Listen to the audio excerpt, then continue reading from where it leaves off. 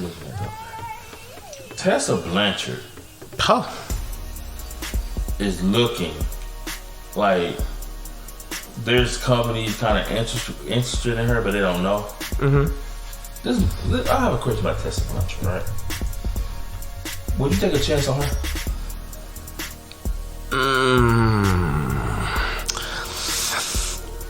If you're WWE or AEW, would you take a chance on Tessa Blanchard? Especially WWE, because you got the Blanchard name and the Flair name and the Blanchard and the Flair. Like, it just... like, Tully Blanchard was like Ric Flair's bodyguard. And you got Tessa Blanchard here with Charlotte Flair. It's good television. And Tessa's a great wrestler. She is.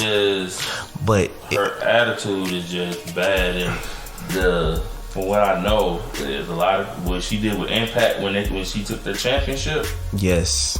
A lot of companies are like, she's a risk.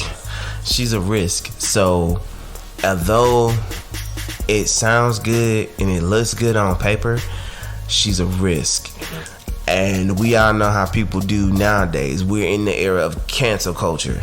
So it seems like people have canceled her in so many words. And women in both companies have. Yeah, and this is not just, when the women, she's a woman and she's being canceled by other women. That is huge. Because normally if something happens to a woman, the other women are going to come to her defense, especially if they believe it's in bad taste. Oh no, they stomping her out.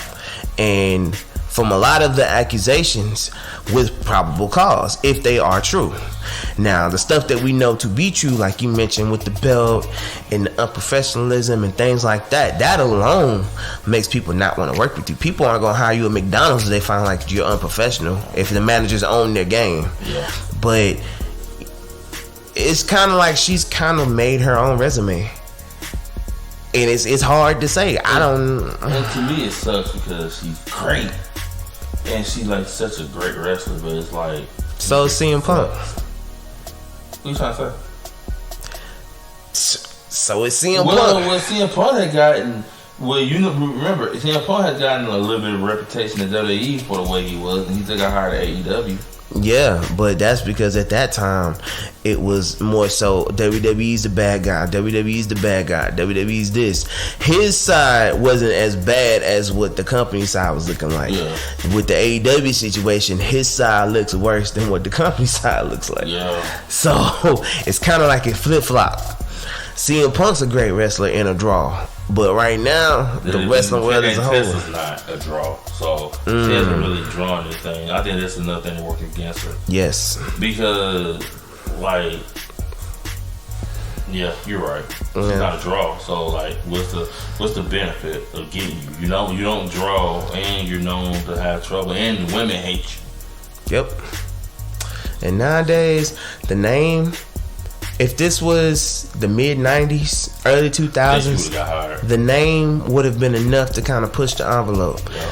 But now, in 2022, I hate to say it, a lot of wrestling fans don't care about the history as they should and don't value the names as they should. Look. Maybe you're right, but I think if she would have went to WWE, Triple H, trust and believe me, they would have made sure we known about the history of the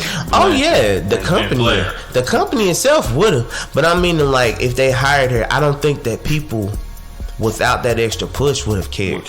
Yeah. That's the thing. It's like us as fans, like you mentioned, all the connections. We know that and we care about that. But the average fan nowadays, they get lost in that because they don't appreciate the history as they should. Okay. And that's no disrespect to fellow wrestling fans, but I mean, some of y'all are on it and some of y'all just really don't care about certain things that happened in the past and why they matter. But I guess this is why you're here listening now, because we still think we like pro wrestling, but we know we like pro wrestling. Exactly. I think. All right, man.